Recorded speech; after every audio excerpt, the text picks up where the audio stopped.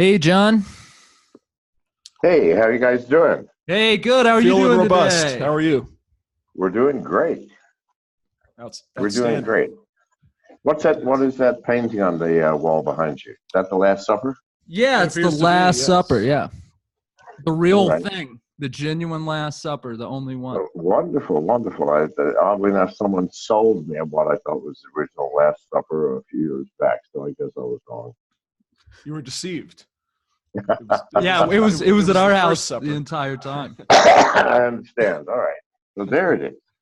Would you please just package that up and send it to me? I would appreciate it. All right, yeah, we'll get it. Where should we address it to? Yeah, that's the problem, you see. I have none. And so you have me at a disadvantage, gentlemen. I believe you are our first guest who may actually be in exile. This is the Exile Hour. Welcome to the Exile Hour. Oh, really? Wow. Yeah. So you have the distinguished honor. Now you have the right to your name. You may be the You first. validated us. Thank you. Well, how are you doing today, man? I'm doing great as every day. You got any Thanksgiving plans tomorrow? Oh, is it Thanksgiving? Keep in mind, we're not in America. We're in a country where Thanksgiving has never been heard of. So, no, actually not. Otherwise, Janice and I would have to celebrate on our own, and every day with two of us is a celebration. So, What are you thankful for this year? Good God Almighty, I can't possibly tell you so many things. First and foremost, I'm thankful I woke up breathing this morning at my age. I'm always thankful for that. I'm extraordinarily thankful for my beautiful and long-suffering wife, Janice. Greetings, Janice. Well, let's get cracking. Hello, Janice. Hey, Janice. Happy Thanksgiving. Happy Thanksgiving. Happy Thanksgiving. So kind of unavoidable question to start things off here. Had to ask you, have you ever had any personal encounters with Mr. Jeffrey Epstein? And if so, what was your impression of him? Well, if I had, I can think of absolutely no reason in the world it would be of value to me to divulge that to someone. I'm just being, let's be practical about the nature of media and the information that you people actually manage to receive. And I'm not lumping you in with the MSM. Sorry. No, it's fine. This is a different format, obviously. Mm-hmm. This is not some controlled environment where you guys do the grilling and I do the sweating, nor is it a tutorial. Nor is it offensive if I choose to smoke weed. Is this your personal strain? This is the dank No, binge? God, no. That would be, I don't know, self-indulgent, wouldn't it? No. I have to give everyone an opportunity. As far as the mainstream media goes, though, is there any insights to, as somebody, you've been a figure that has drawn a lot of controversy. I feel like your opinion of the mainstream media would be more accurate than most people. Would you say it's as corrupt or more corrupt than people believe? I think it's far less corrupt, but not that the news is of any value or has much relationship to reality. No, but they're not corrupt. They're the lowest on the chain of puppets, and they are puppets. They are puppets of the government. The government is a puppet of those who own the world's information, which is who? The CIA, who manipulate the government by the selective release of information through a magical formula they invented in the 60s called need to know. It doesn't matter if you have a top secret clearance like our presidents do, and they as well or used to. You can just walk into a facility and say, hey, are there aliens here? I've got a top secret clearance. Well, they're not going to be shot just for getting in there. No, they don't tell anyone that does not have a need to know. Even your boss. This is the weirdness of this magic. You can work for someone in the CIA, and your boss says, who is this informant? And you can say, boss, I regret to say you do not have a need to know. Think of the magic of that word. It's the ultimate veto.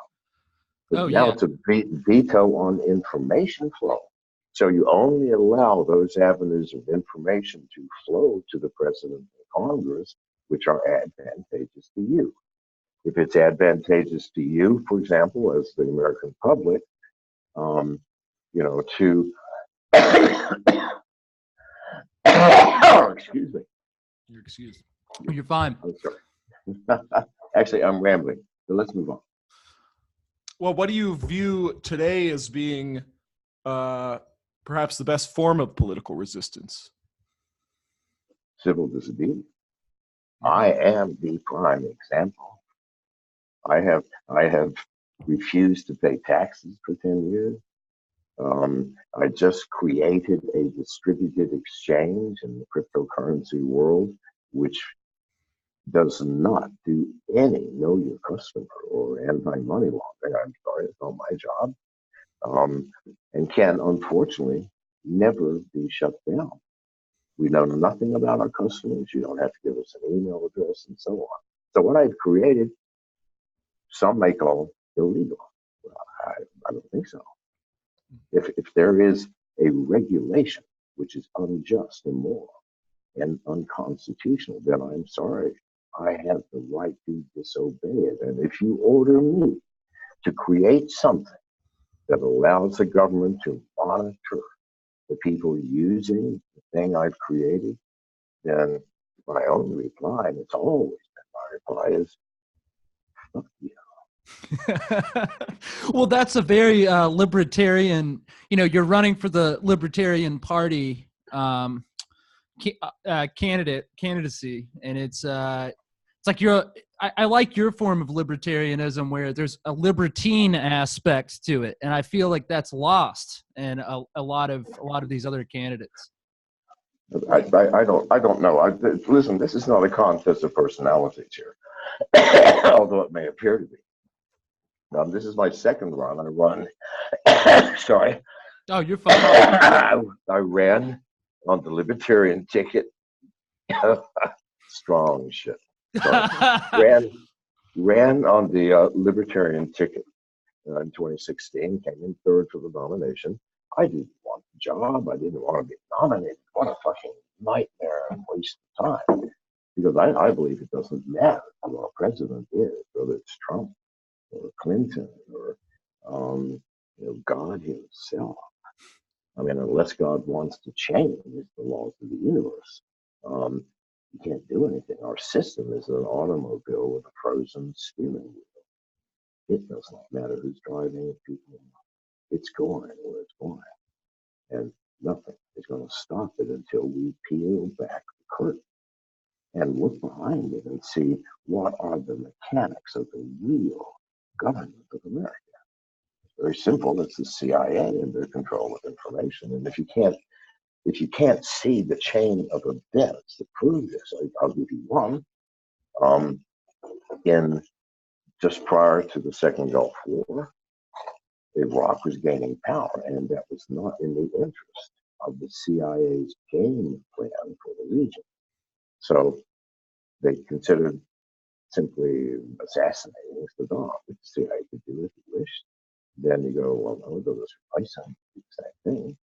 So they go, well, we have to bomb the country into oblivion. I'm sorry. So then you go to the president and say, Mr. President, I regret to tell you, we have with 100% certainty that Iraq has ballistic missiles capable of reaching our closest allies in Europe. And they have, unfortunately, Mr. President, nuclear weapons. Now, sir, I am not going to advise you on what to do. That's not my job. My job is simply to inform you of the critical, pivotal set of information that we collect. Well, what's our president going to do? Bomb Iraq into the Stone Age, and were there weapons of mass destruction? Were there nuclear weapons? No. Mm-hmm. We all knew it. Everybody knew it, except two groups of people, the president and Congress, who are briefed by the CIA. And the CIA's truth is way more powerful than what you see with your own eyes, apparently. So no, presidents have no power. They move and they choose and decide at the beck and call of the CIA unknowingly. No one sits down and says, President, do this or we're going to whack you. Okay. Although, when Kennedy decided to dismantle the CIA, they said, well, I don't think we're going to let you do that. And as luck would have it, the president was killed not long after. And well, so the CIA didn't have to worry. The next challenge to the CIA was the president's brother, Bobby, who was going to get his revenge on the people who killed his brother. And Bobby had balls so big that they scuffed the ground as he walked. They didn't even let him try. They're going, oh, fuck, not again. Okay. They didn't even get into the race barely. Whack. The last president to ever challenge the CIA was Richard Nixon. And he didn't challenge. He just requested. We as presidents need more information. We need access, at least, please God, let us have some decision on need to know if I'm the one who's deciding what I need to know. And he kept pushing on this. Well, the CIA, as a show of how humane they were, did not just whack him, okay? Whacking Kennedy sent a message through the world, don't fuck with us. Getting Nixon to the point that he had to resign, which took a lot of work and setup and robberies, all kinds of shit. He had to resign. The CIA's message there was, listen, you see, we are humane. We could have whacked him. It cost more and took more energy and time to get him out of office. But the message here, people, is you already learned not to fuck with us. Please understand, we don't want you to even annoy us. Is this clear? Well, it became clear to everybody. Yeah, my friend. Well, it's the end of any push against the CIA by Congress, the president, anybody in their right fucking mind except for me, but it is the CIA after me, after all. And in the past 6 months, Janice and I, since having to leave the U.S. just before the grand jury was convened to charge us with unspecified tax evasion crimes, we went to the Bahamas.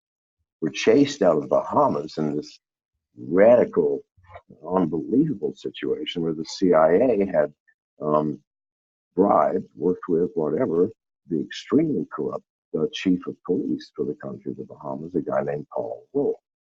I heard what was happening and they were coming. So me being me, I outed everything about him. His bank account number, name of the bank, his deposit, his receipts, and left the country just before they came to collect me. The following day, we're on our way to Cuba. And in the Nassau, Bahamas newspaper's headline, Paul Roll will sue John McAfee for defamation of character. We got to Cuba a month and a half later. The Cuban government calls Janice and I in and says essentially, the U.S. government has requested that we return you to America. We are disinclined to do so. However, I am sorry to say, you must leave our country within 72 hours and never come back. I go, good God, there is a God. They could have just collectively turned me over to appease America, which at that time, 6 months ago, had warships off the coast of Cuba, for God's sake. So, no, they said, just get out of here. Which it did. Went to the Dominican Republic, 4.5 days at sea in rough fucking weather, pulled in the harbor, and were surrounded by soldiers from the Dominican Republic, not allowed to even talk to immigration or customs, so we could not declare our merchandise, including our weapons, which we always declare. If they don't like it, they keep it till you leave and give it back. If they don't mind it, they will give it back and say, do not ever take it off the boat. It's as simple as that. They charged us with bringing weapons into the country without declaring them. Now you tell me this is not a setup. They tried to keep us away from lawyers, but thank God, 2 ambulance chasers who were working hard to get a client, okay? And I'm in all the news by now because Janice and I are in jail, and our entire staff were in jail in the Dominican Republic. They managed through some sneaky way to get a document to me, which I signed, which made them my lawyers. At that point, everything changed because now this is going to go to court. And in court, by the way, they stupidly videoed everything they did, including us saying, please, we need to talk to customs. They said, no, not until we decide. They're internal security forces, I mean, the special forces, scary guys with trigger fingers and fully automatic weapons. So anyway, so after 4 days, they let us out.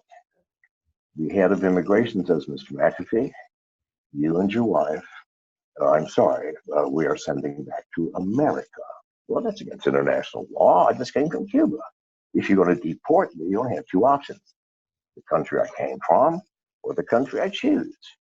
I had a British passport at the time and still do. I'm a dual citizen. Off the British passport that I demand to go to England. It's my home country. I mean, how can the courts say, oh, no, whatever. And he said, no, sir, you have to go to America. Well, it's a long story. I will not bore you with it. But basically, 4 hours later, we're on an airplane to England. And we've been treated like gods. And the reason is that my lawyers who were with me when they said, we're going to return you to America, I said, forget everything else.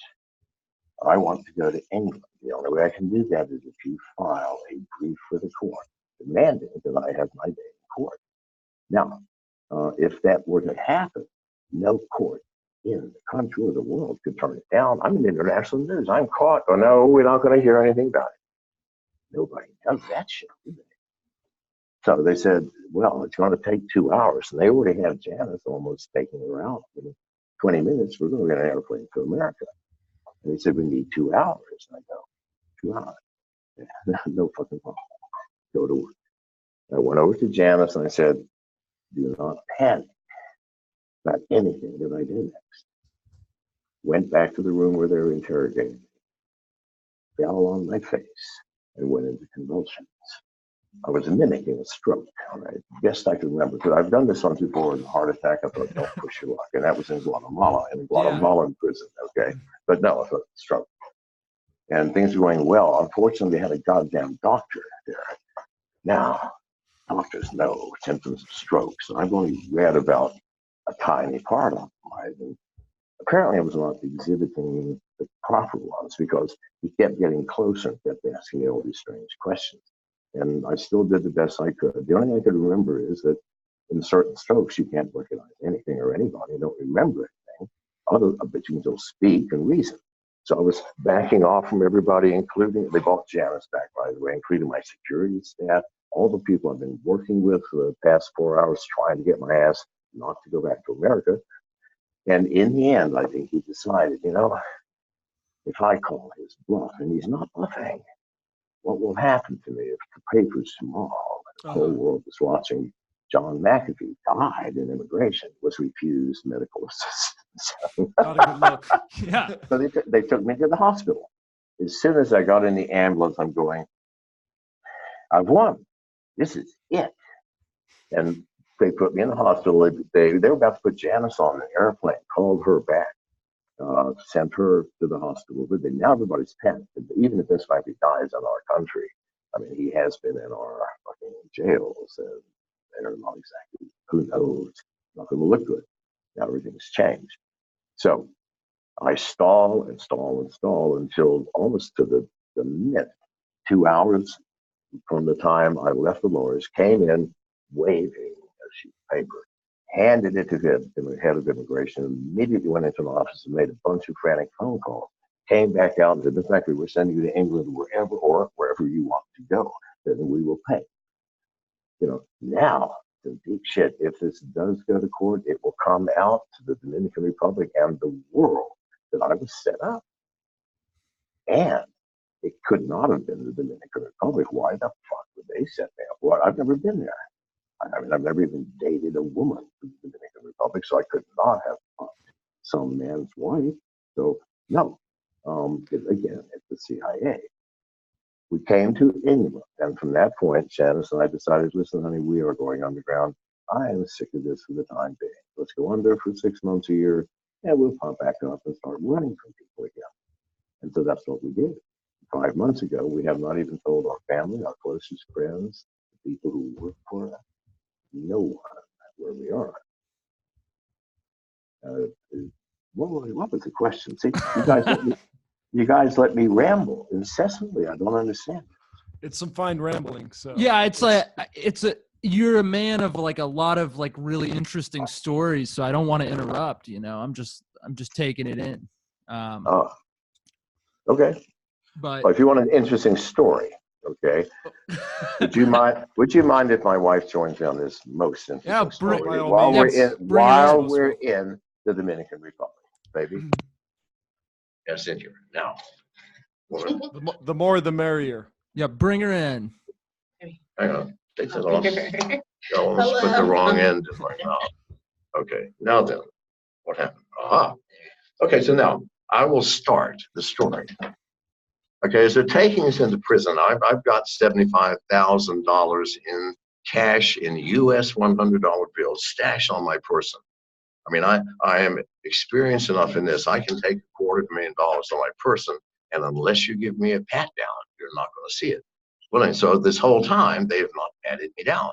So they get us to the jail. It's now 11 o'clock at night in the jail.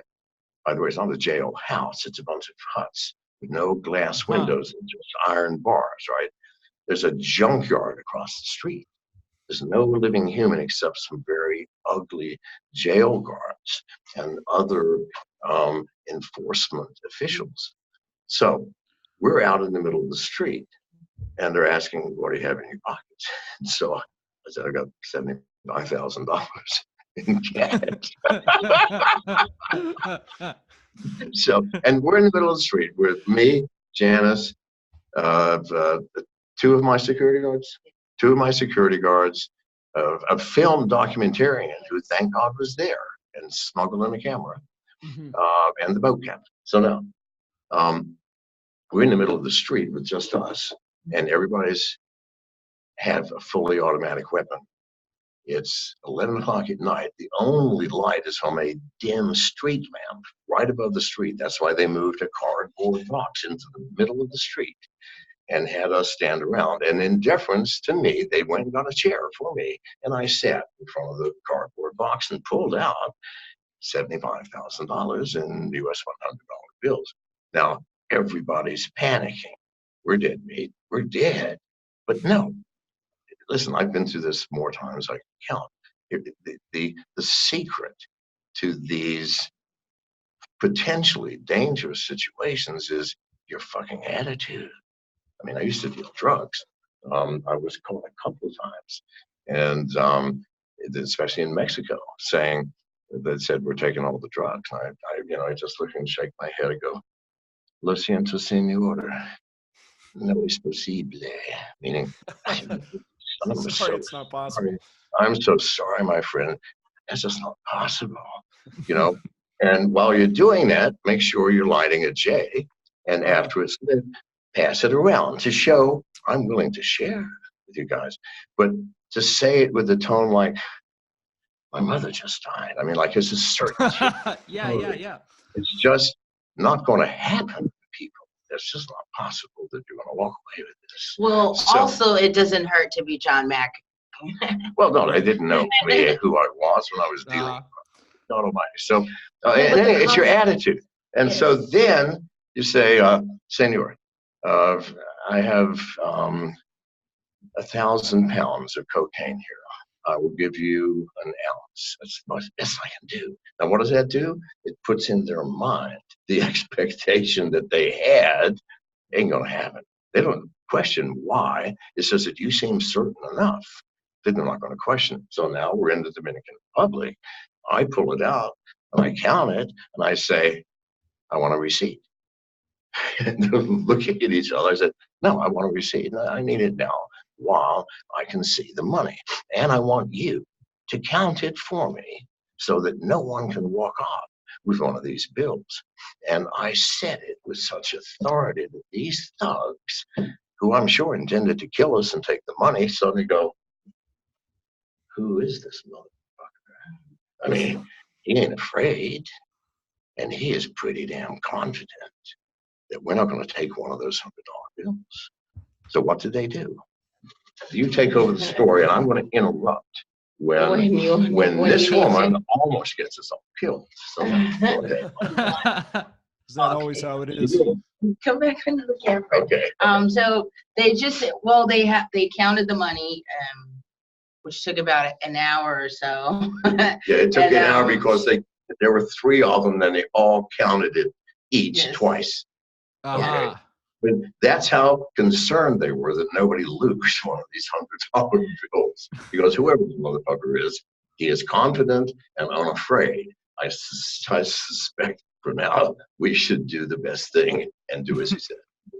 And that's what happened. Now, let me get Janice in on this. So Janice, tell that part of the story. No, I have. That's why I wanted to tell it. Tell them about me. That's okay. But Janice is not me in terms of how she approaches dangerous situations.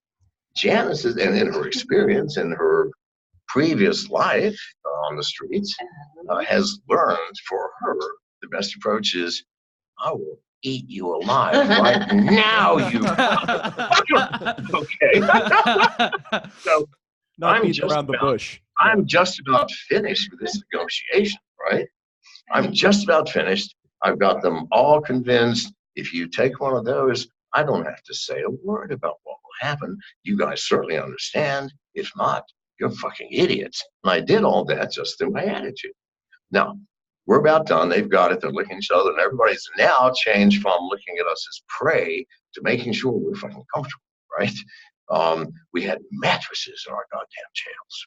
You know how rare that is in a third world country jail. Yeah. To be fair, it was paper thin, and but still the mattress nonetheless. Yeah. Yeah, it's still pretty good for a third world country. Brand new mattresses, right? I spent most of my time in third world jails sleeping on concrete floors. I'm going to tell you now, it's the Ritz-Carlton for me. I mean, I walk with all smiles. I'm going, God damn, mattresses, guys, because I'm in with all of my friends there. In any case, I'm almost done with this, and we're getting treated fairly well. And Janice, who doesn't trust me yet, even though how many times have we been through shit where I go, I got this, Janice, just let me be me. Well, no, she lost it. And she's now yelling 15 feet away at some sergeant over the fact that I'm tired of waiting around. Fortunately, the guy speaks no English, right? Janice, no, but he understood. He understood the intent. He understood, right? But she got into her mood that I rarely see, whereas she really will try to chew off your nose within the next 10 seconds. I guarantee you. Well, see, I was just making sure that they knew that you were serious, because maybe they didn't understand. Maybe, okay. So. That might have been good, because it didn't hurt much except the guys counting the money who were looking like something bad about to happen, because we've never seen anything like this before in this goddamn jail with us fucking people who are the most brutal on earth. So what the fuck is coming down? This bitch is yelling.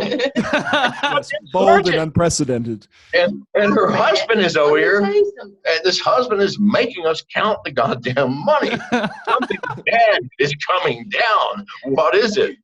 But I saw that the concern was not, they're pissed off at Janice, but that this is so fucking unusual that something bad's got to happen. And I just kept calming everybody down.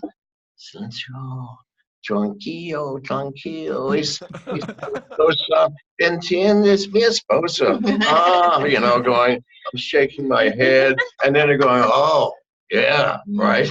Because this is a commonality in every fucking country in the world. With any man who's been married for more than 6 months, Yes. it's like mi esposa, lo siento, señores, tranquilo, tranquilo, and then finally they're nodding and sitting down, and I give Janice a stare like, listen, if they don't kill you, if you try this the next time, I swear to God I will, because we are teetering on the abyss here, people. I don't know if anybody has noticed where the fuck we are and who we're surrounded with. But can I say this though? Yes. All right, because all of that was fine and dandy. But when they were trying to take us to some fucking apartment, that was way away from where our boat was to spend the night, and there was going to be nobody there. No, it was the jail. It was their way of putting people in jail. It was not, but it was not a jail. Okay. So we already knew what was going to happen that night. That's what they were planning that night. They had an unmarked guy, unmarked police officer coming people to with take no us. goddamn names on their uniform. And so because of my "you're not fucking doing anything, I don't want to do" attitude, they backed off of that plan. So you're welcome. And by the way, when we left the Dominican Republic, and they had 3 people again count out exactly $75,000 in $100 bills and handed it to me and made me sign a form saying, I have received back what you have taken from me. Janice, at that point, she's going, wow, right? Yeah. So, listen, it's attitude. It was impressive. Attitude is everything in life. Why? Because that's the only thing you can possibly control. You think you can control your circumstances, and I'm sorry, you cannot. But you take a circumstance and you choose an attitude and you be that attitude, and miracles happen. This is not the first time I've done shit like this. Okay, I mean, the times I've gotten caught trafficking, in Mexico, you don't go to jail, not if you have either the drugs or the money. You give the money or the drugs, and then they say, thank you, goodbye. Unless you're on a dark road in Federales, then they take your money and the drugs and your truck, and don't even give you bus fare home, and say you've got 5 minutes to get out of our sight. Other than that, so the issue is then, well, fuck me, this is a goddamn negotiation. They're not going to arrest you. Why? They got to take your ass downtown, where you will divulge to their boss exactly how much money you had or drugs, and therefore they're not going to get anything but the boss is. Or they can kill me, and for drug dealing, especially for Americans, you don't really want to kill them. You want to disable them by taking their money, their car, or drugs, or somehow scare them into a negotiation. So that right off the bat, you're in control. Mm-hmm. You're not going to kill me. I'm not still on the dark road, in which case you don't want to argue with me. What do you want? It's yours. What are you, near a town? Oh, fuck no, this is mine. Let's talk about it. So like I said, you're carrying 100 pounds of cocaine, offer them an ounce. It puts in their head, whoa, can't even think the whole thing. This dude is tough. So, and then they'll laugh, oh, senor, and then you'll talk something about it. The only reason you caught me is because I was going down to the village to see Crusita. Crusita, and you got to know Crusita in that village. And they're laughing, so they all know Crusita, right? And so pretty soon they're almost friends. And you better expect to give up 10% of either the cash or the money, or both. It's not bad. You keep 90% and on your way. That's one approach. If you know a country well, this is what I used to do. Like in Belize, here's how things work. And I've been to Belize, by the way, many, many times before I moved there. So this is in the old days. In Belize, everybody's corrupt, mostly the police, and the chief of police is the most. There are no chiefs of police in certainly third world Latin American countries that don't use drugs as their means of making money. They are the biggest dealers. So, and I've tried this a couple of times. Get stopped, checkpoint, check. Senor. I go, yep. I'm sorry to have to bother you with this, but I'm delivering them for Commissioner Wright. Oh, Now, you have to know that Commissioner Wright really is dealing drugs, and 99% of the time they are. But if they are, you know, this cop on the road knows that they are. Okay, so I'm delivering from him. I'm delivering the drugs for his boss, who would have him roasted alive if he ever did anything against his boss. Said, well, how do you know the commissioner? Well, he's a good friend of mine. And then you pull out a phone, and in there you actually have the commissioner's name. Open it. Here, why don't you call him yourself and ask him how he knows me? Oh, no, Sam, no. Right? It takes balls, right? And it takes attitude. And you just get through. How do we get the fuck off on drug dealing? Well, you said you had a great story, and it certainly was one. Yeah, that was. My apologies. Yes, but that would be this sort of assertion of will. Brings to mind this sort of virtue of masculinity, which is something that's kind of in the air as far as some kind of demonization there. Excuse me 1 second. Okay. Well, you had a question sort of about this. Yeah, I guess as far as the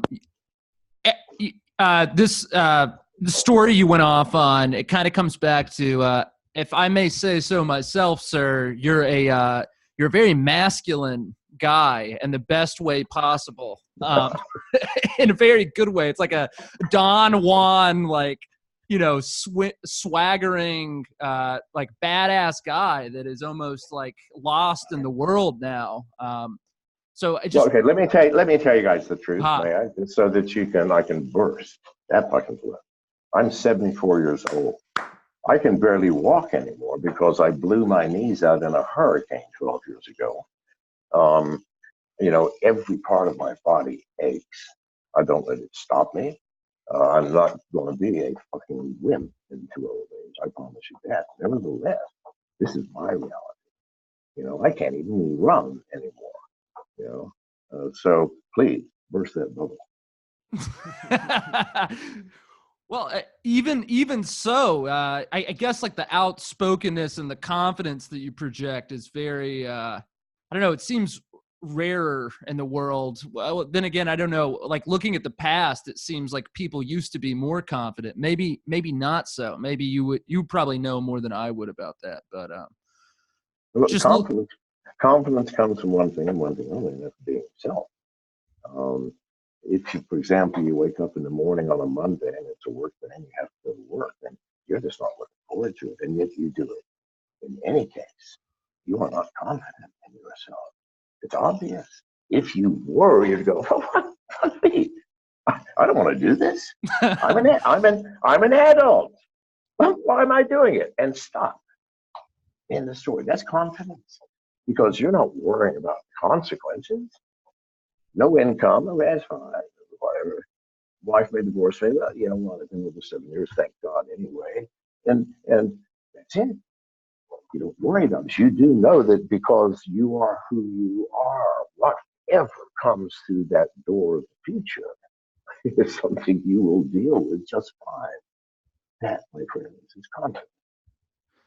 Yeah, and I think those traits play well to like an entrepreneur. It's like you don't fall into these systems that are built up. I guess those attitudes like lend themselves well to like your lifestyle, which is a, you know, I am an envy of. So hopefully I can get to your level when I'm your age. You can get to your level when you're your age, my friend. I am trying. By being true to yourself. You got a question? Well, maybe that brings me to a question about, do you have any survival tips for all of the wage slaves of the world out there? The 9-to-5ers? I've got more survival tips if I can count. If we discount cryptocurrency. And the survival tips are that you survive far better in every way. A more exciting life, a more adventurous life, a more luxurious life, if that's what you want, by doing what you love, rather than what you think will bring you the most money. Because if you become a slave to mammon, the god of money, I tell you what, mammon is the worst of the slave master. So, do what you love people, and nothing else at all. That will free you. And I thank you very much for unfortunately running over. And I've enjoyed very much being with you. If you want to continue this sometime, please schedule to Mrs. McAfee. Absolutely. Oh, thank you. Thank you for speaking with us. And I hope you end up. I have one. If you have time for one more question, just a really quick one. You bet. Do it. Okay, this is a very goofy question, but I don't know if you've. Of course, there's a lot of rumors that go around online in different circles that involve you that you may or may not be aware of. But you had tweeted about Joe Rogan being at a Bangkok hotel. That was a joke. If that was not a joke, you tell me what is. I mean, involving. Oh man, no. Please God, I've made it so extreme that it had to be a joke. No. I wanted. It is Joe Rogan and I. Okay.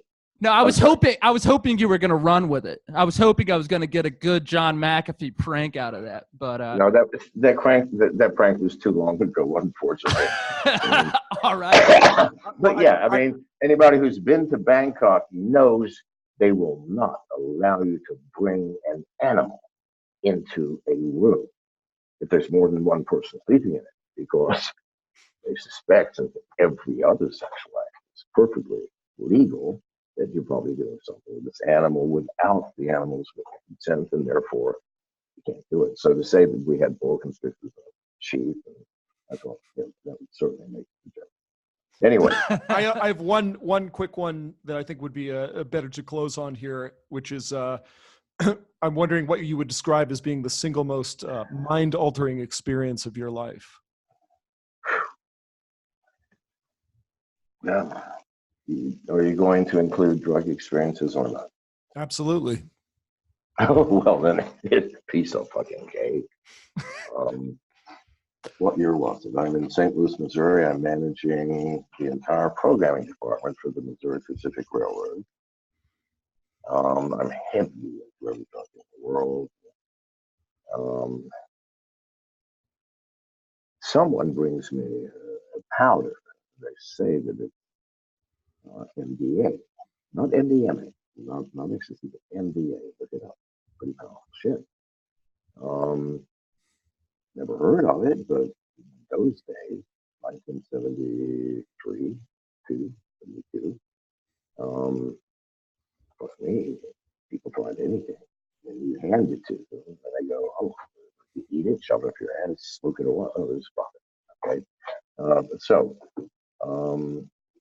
Took the normal dose. Nothing happened. Keep in mind, I'm on everything, LSD, and at the time I'm trying it, so nothing happened. Tried again, nothing happened, tried again. I took a massive fucking overdose before it kicked in. No one told me that it takes time, up to half an hour. When it kicked in, I lost contact with reality to an extent that 3 months later, I was uncertain about what parts of my reality were actually my own hallucinations, which I finally learned to ignore, and which were actually real. Now, I couldn't work during that time. I thank God my wife and mother decided not to hospitalize me, because I'd still be in the hospital on other drugs that I didn't like. Boy. And during that time, I can't describe this to you properly. I lived lifetime after lifetime after lifetime. I'd be in a lifetime and marry different women, and things would happen, get different jobs, and I'd be standing in line at the bank or something, and bang, I'm back sitting on the sofa, St. Louis, Missouri, hallucinating out of my fucking mind. And that has been the only persistent part of the after effects of over 30, 40 years ago. And that is, I still get this feeling sometimes that someone's going to tap me on the shoulder, and I'm going to turn around, and I'll be back in that fucking sofa, hallucinating out of my mind. And I'll tell you a little anecdote. In 96 in Woodland Park, Colorado. I had a retreat in Woodland Park. A lot of money in the bank, thank God for that. Went to the bank, was standing in line. They had these little calculators there. And I was playing with it, square root functions, square root of 1, square root of 2, square root of 3, square root of 4, square root of 5.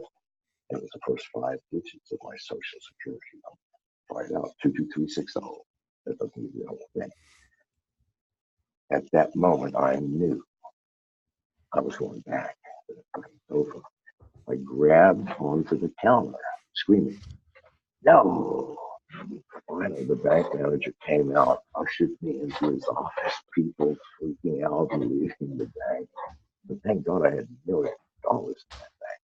He managed to smooth all of that over, calm me down, without asking a single question about Mr. McAfee. Are you on drugs? Can we help you? Do you need medical assistance? I'm going, no, I'm sorry. It's an old war injury. And so, without any further explanation, because they're not going to ask anything any deeper. I don't want to know really. So that was the last time it happened. And I pray it does not happen again. So now you all out there know, yes, Mr. McAfee is fucking crazy. You heard it here, folks. Right here. Well, keep puffing tough out there. Thank you, sir. Yeah, Indeed. stay safe. We'll see you in the future. Maybe a Christmas episode. Bye-bye. All right. See you, John. Hold on.